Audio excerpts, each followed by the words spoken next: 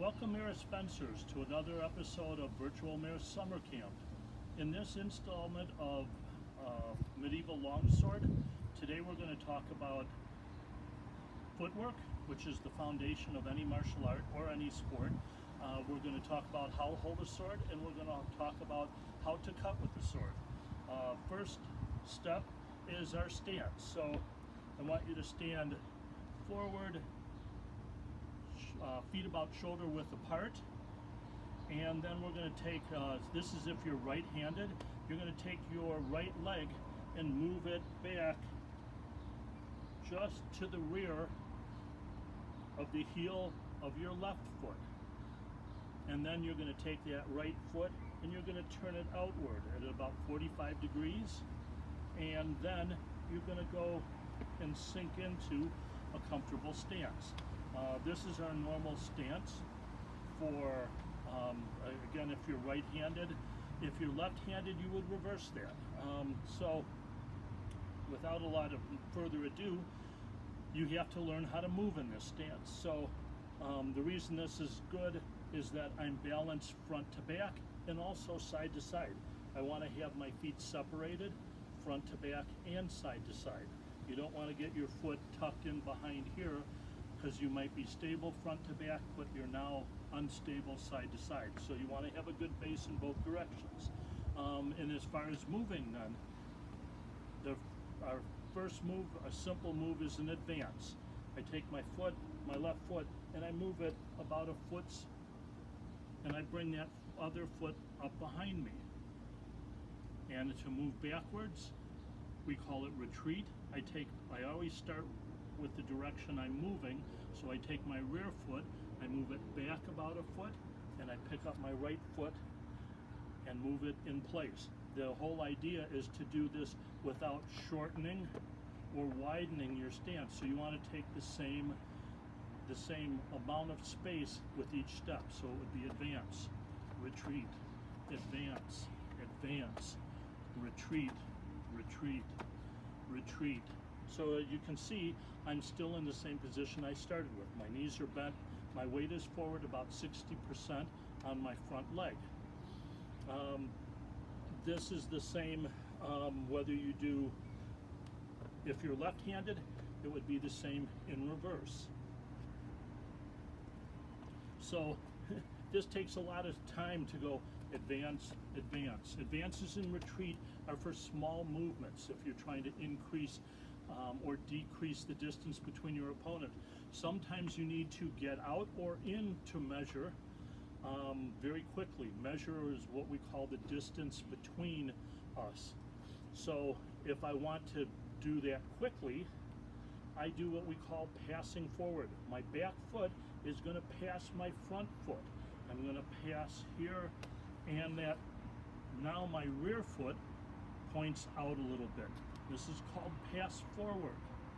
And the opposite to that would be to pass backward, and I end up in the same position. You don't want to do this as a little bit more like skating. As I move forward and backward, it's not like walking. Walking is very in line, very linear.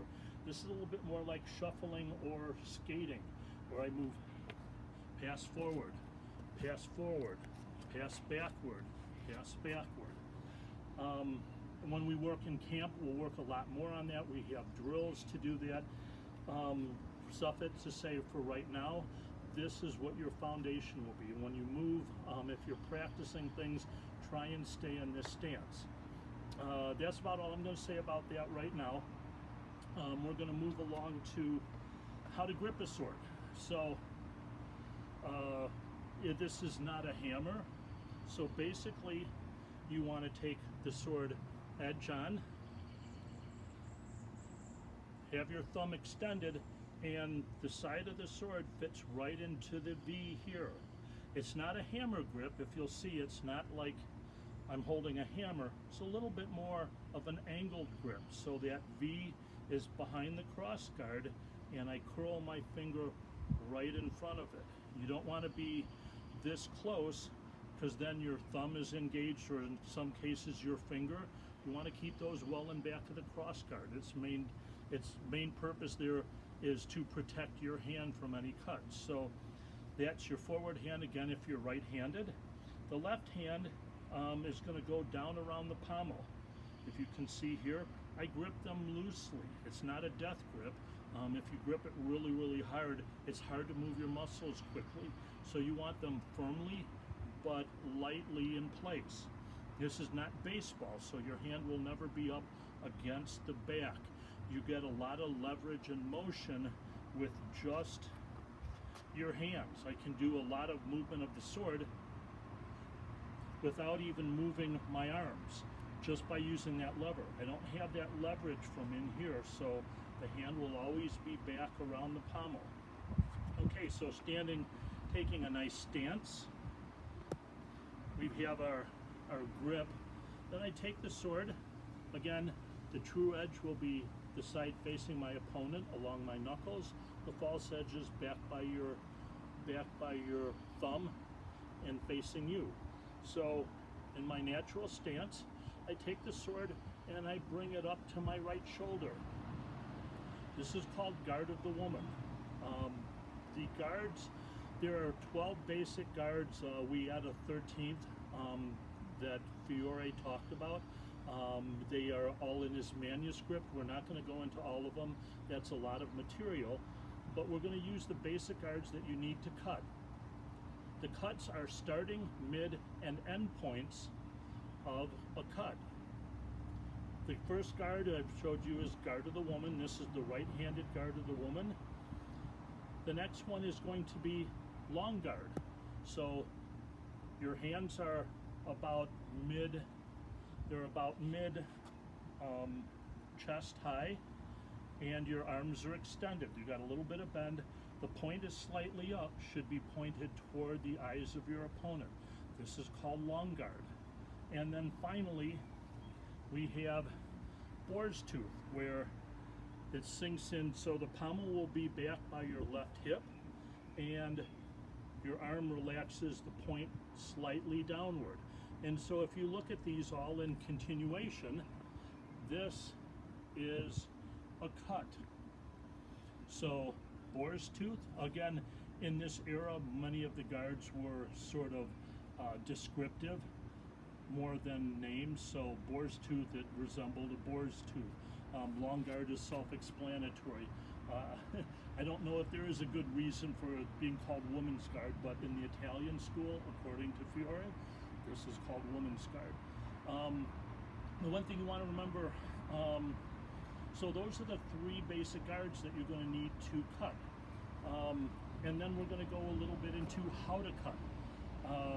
It helps if you understand a little bit of physics. The center of rotation, if I take the sword and I wiggle it back and forth, you can see it's rotating around a center of rotation about here. This is where all of the cut will rotate around. Cutting is not chopping. As anybody who's used a knife will know, you don't cut a piece of meat by chopping it.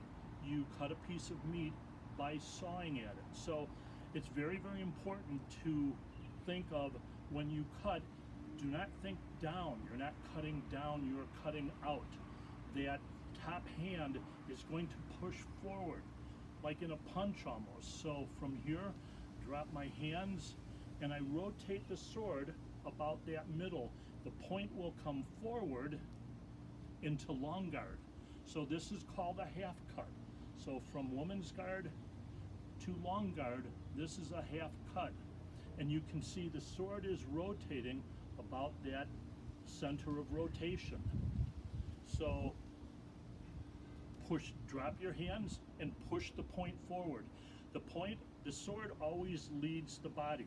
You don't step and then cut. You cut, the sword pulls your body forward, and lastly you relax into this boar's tooth position. So in slow motion, it's going to look, you'll see the point start, hands drop, point comes forward, arms extend. As the body is coming forward, it pulls my foot forward and I relax into boar's tooth. In regular motion, it's going to be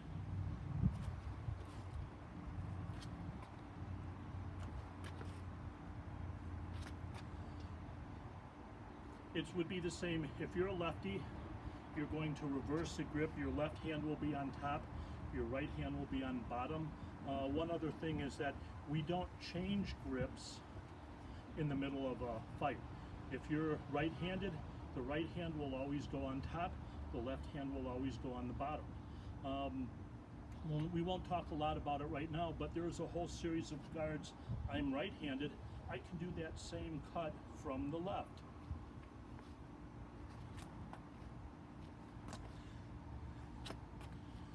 In our club, we spend a lot of time working on that.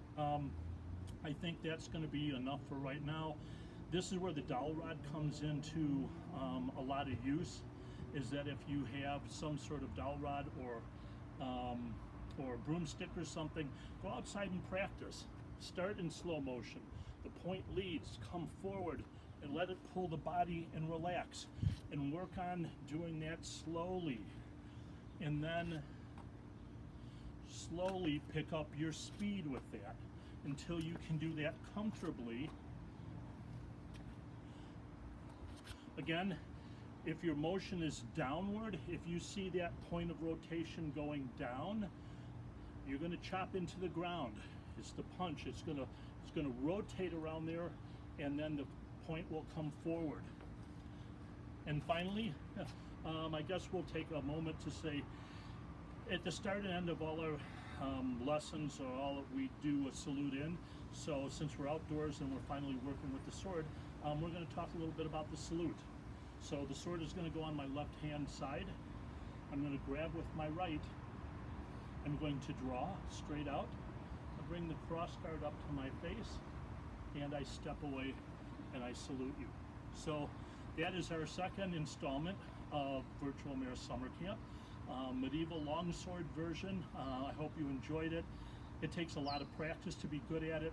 All good swordsmen spend a lot of time practicing cuts. That was only one of them. It is called our fendente cut, meaning from the teeth, and it starts from the neck and goes to the knee. So it's a very vertical diagonal cut.